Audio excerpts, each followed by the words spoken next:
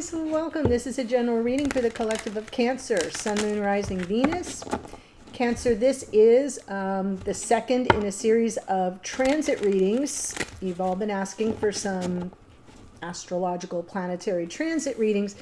And last series we had Saturn moving into Pisces, and now we have Pluto moving into Aquarius.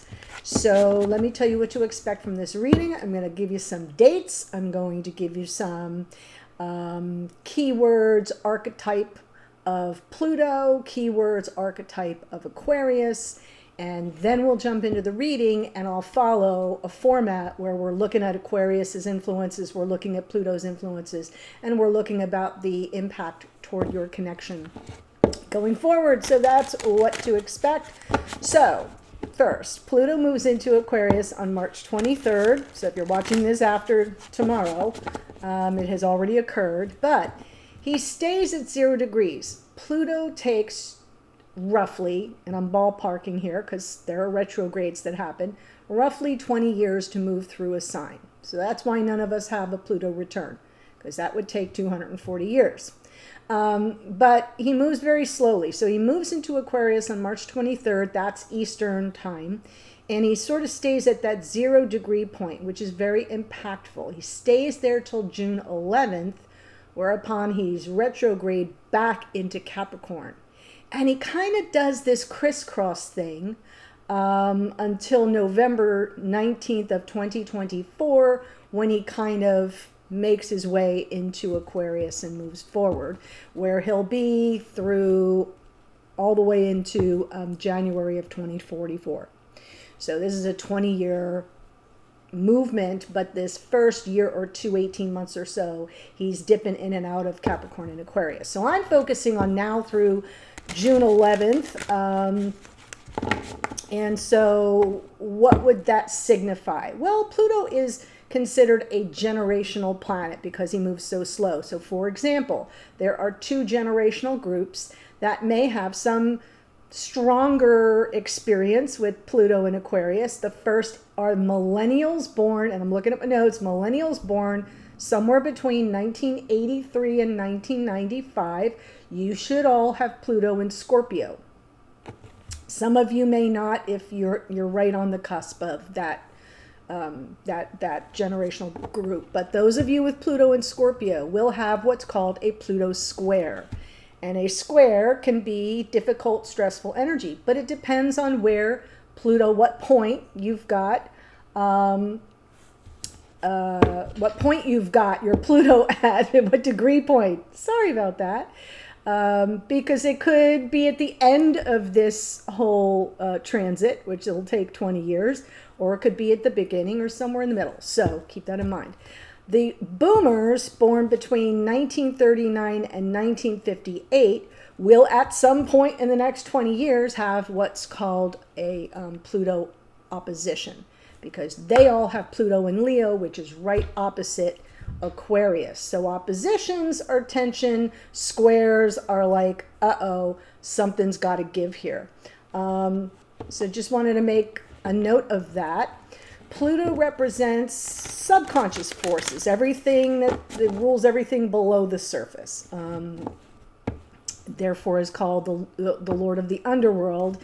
On the upside, though, we do have this sort of phoenix rising experience. We can have renewal and rebirth. There may be endings with Pluto, but there's always a new beginning.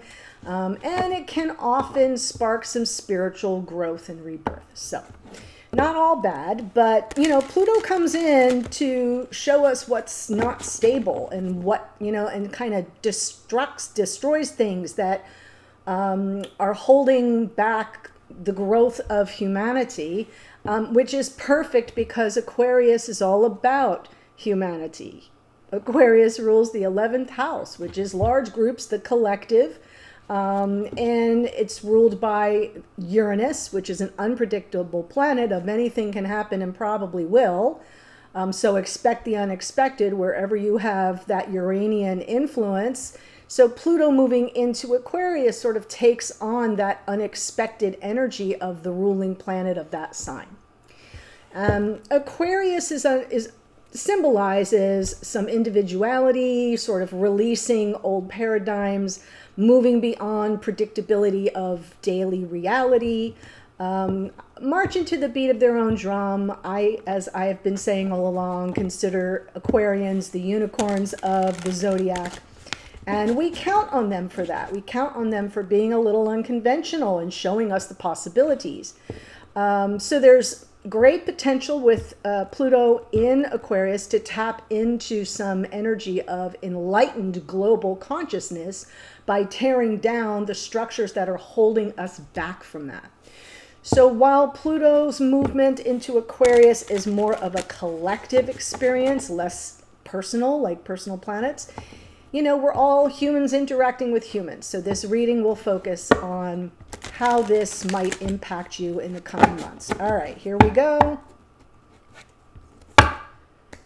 Magician. I love the Magician for you. That's really nice. So the overall energy for this reading is about your power to manifest a new reality. What was I just saying, Cancer? And you can be here as a cross-watcher. That's fine. You could be new to the channel. This is not my normal type of reading. I normally do readings that are considered timeless, but this is what my subscribers have been asking for. So you asked, I delivered.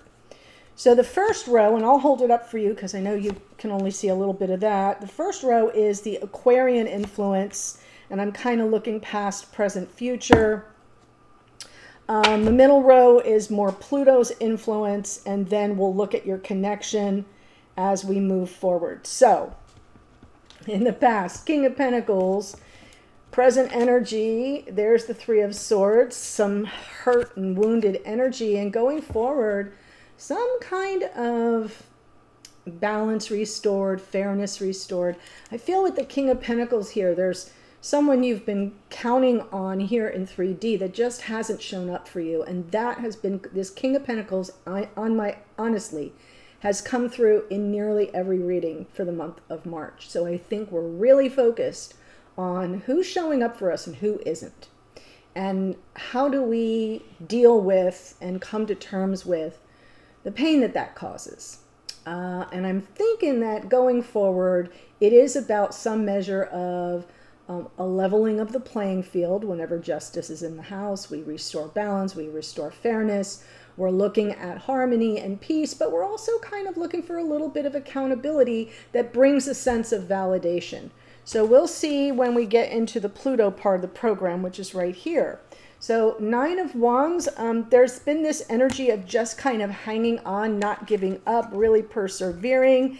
And now there's something that you'll be facing that needs to be released or at least transformed. The Death card is ruled by Pluto. And like I just said, things may fall apart and then things may be rebuilt. And it is all about rising from the ashes and having that moment of total transformation.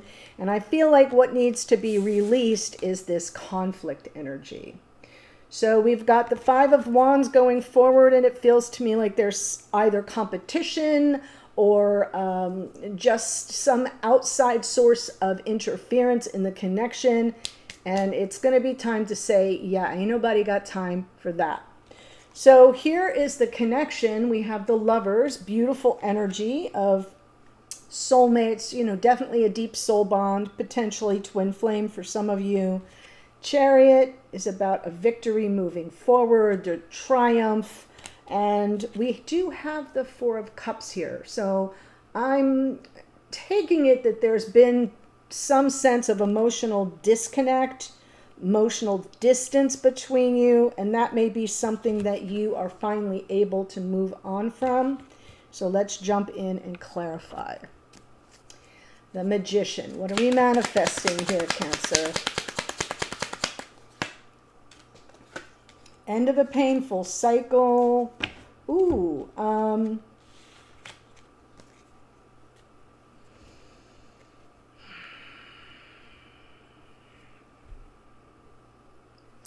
for some of you, there may have been third-party interference because we do have this Five of Wands, we have the Justice, we have the Three of Swords, and I'm seeing regrets underneath.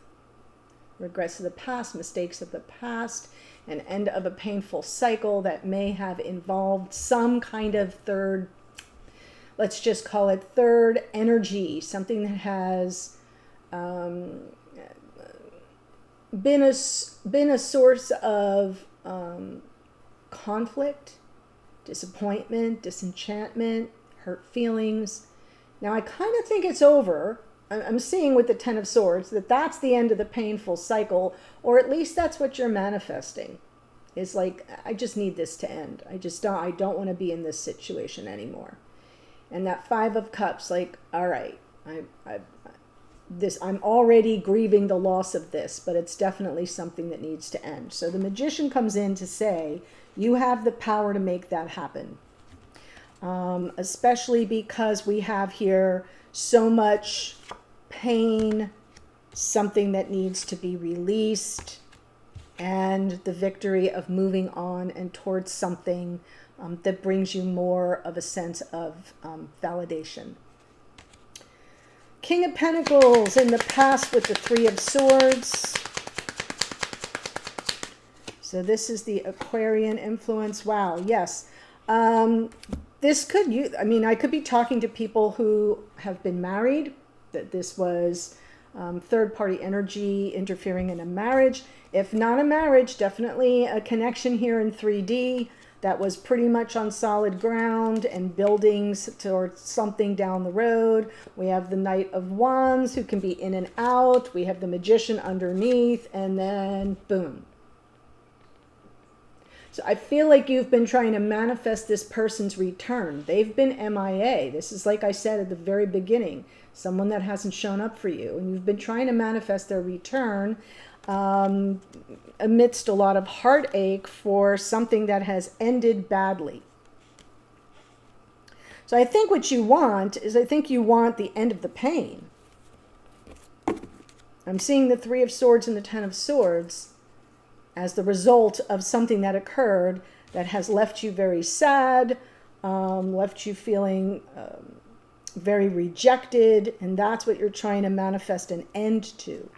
So let's look at the Justice card. Whoa, yeah. That baby popped right out. I'm telling you. So if someone's stepping out on you, if something that feels like it was deceptive, a sense of betrayal, it could just involve friends even. It doesn't even have to be like a full-on cheating scenario, but something that happened behind your back, that went on behind your back and involved another person or people. And I'm feeling like you're going to get your vindication. You're definitely going to get your vindication. It's going to take a hot minute though. The Hanged Man says, whoa.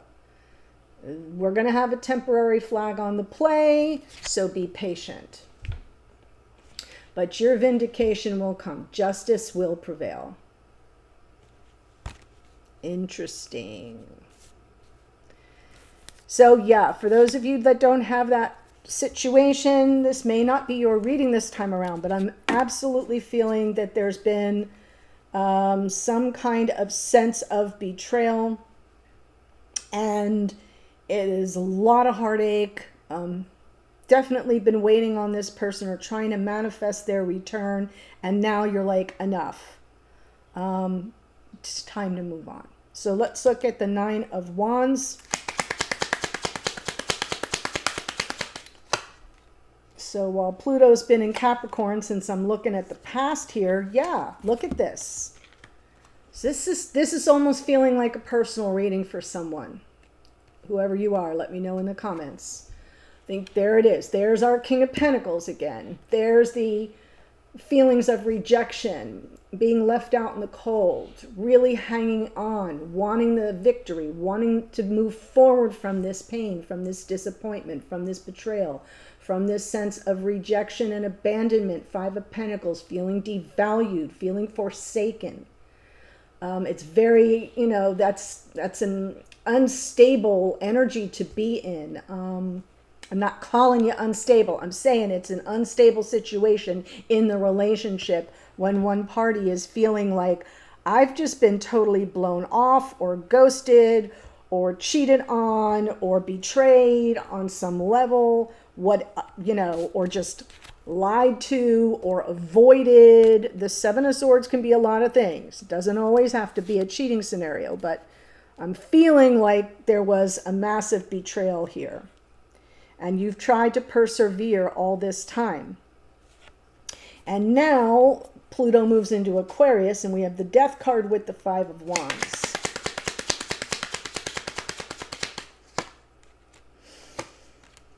Yeah. So be prepared to feel some measure of anxiety in the process of releasing something that you feel is like a part of not just your life, but past lives. This feels to me like some kind of potential twin flame past life soulmate connection that has brought you pretty much nothing but misery lately.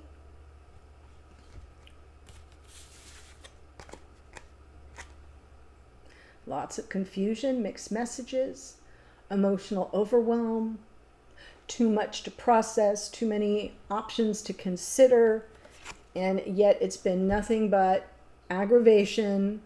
It's been chaotic. I'm feeling the chaos of the Five of Wands, and I feel like the release is so necessary, but it's not going to be easy. Whenever I see the Nine of Swords and the Seven of Cups this close to each other, I'm seeing situational anxiety and depression. I'm not a doctor, I'm not playing one on TV, but I do have a background in clinical psychology. So what I'm talking about is nothing that needs diagnostics. Like, that's not what I'm talking about. I'm talking about the highs and the lows, where you go from very anxious to very sad and depressed in a situational way, meaning that it's not something that is constant over the long haul, that it kind of rises up in you and then it just goes out, and then it rises up in you and it goes out. And that's what's going to happen because you're preparing to leave this all behind. And that's bound to stir up some anxiety and some confusion on an emotional level. So let's look at the Lovers, and yeah, I'm just going to look at the Lovers. Wow. A lot of passion in this connection. And I'm feeling like if you got some questions answered, Queen of Swords, you might consider forgiveness. You might consider a second chance. This is Pluto. The Judgment card is Pluto. It's Scorpio, but it's ruled by Pluto. And this is, if you look at this card, see the angel calling the sinners up from the grave for, wait for it, a second chance, rebirth, renewal. That's the rising from the ashes, pretty much. And I'm figuring with the Lovers here and the Ace of Wands, there's a lot of passion. And if you were able to get some questions answered, because I'm feeling there's been no response, there's been nothing but emotional distance and kind of a disappearing act from the King of Pentacles, you would consider a second chance. You would consider forgiveness. But then we see, going forward, the Chariot and the Four of Cups. Chariot is always moving towards something or away from something for your highest good. And the Four of Cups, yeah. Four of Cups, I'm going to have to pull an extra card for the Four of Cups too. But I feel like there's definitely a desire to move away from your apprehensions and fears about what lies on the horizon. The Page of Swords is sweet because it's kind of coming in as your curiosity. I wonder what this person's up to, because you can't really see it. I wonder if this, like, have they moved on? Should I move on?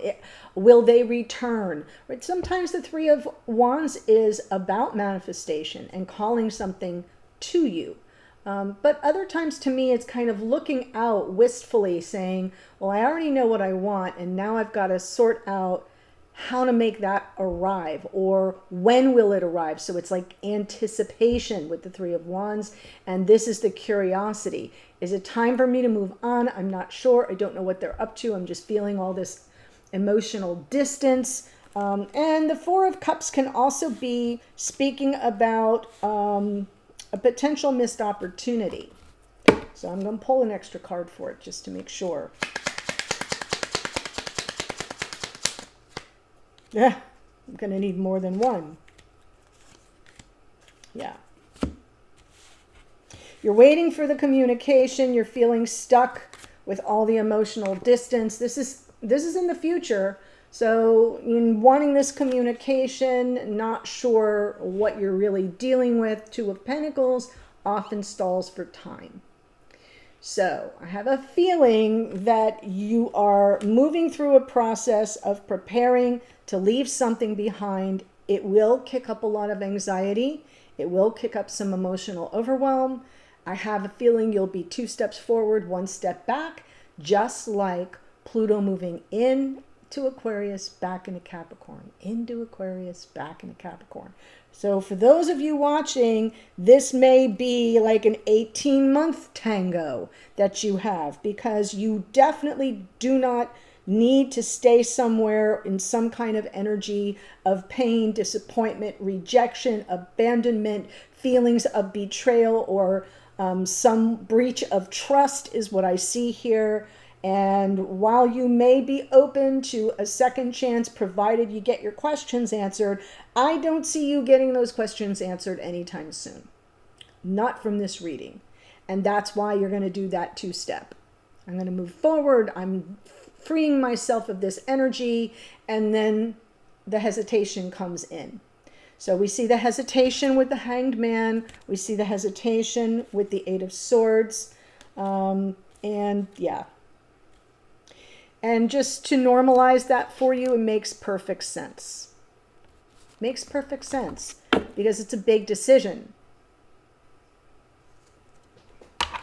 And it could be very life-changing for you in a very good way, but that doesn't mean that we don't have those moments of fear and second-guessing ourselves.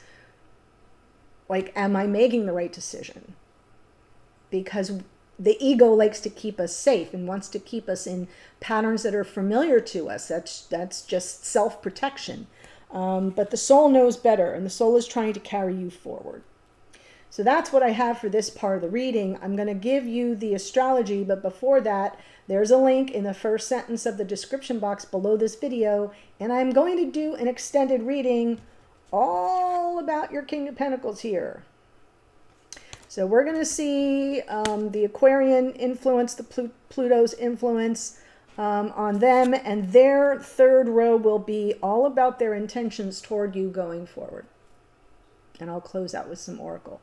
So the energies here astrologically. Magician is here twice. This is a card of Mercury. It's Virgo and Gemini. We have the King of Pentacles twice. That's Taurus. We have the Queen of Pentacles. That's Capricorn. Knight of Wands is Sagittarian energy. We have Justice is Libra. We've got Pisces in the Hanged Man and Sagittarius in Temperance. We have Cancerian energy. You show up in your reading twice.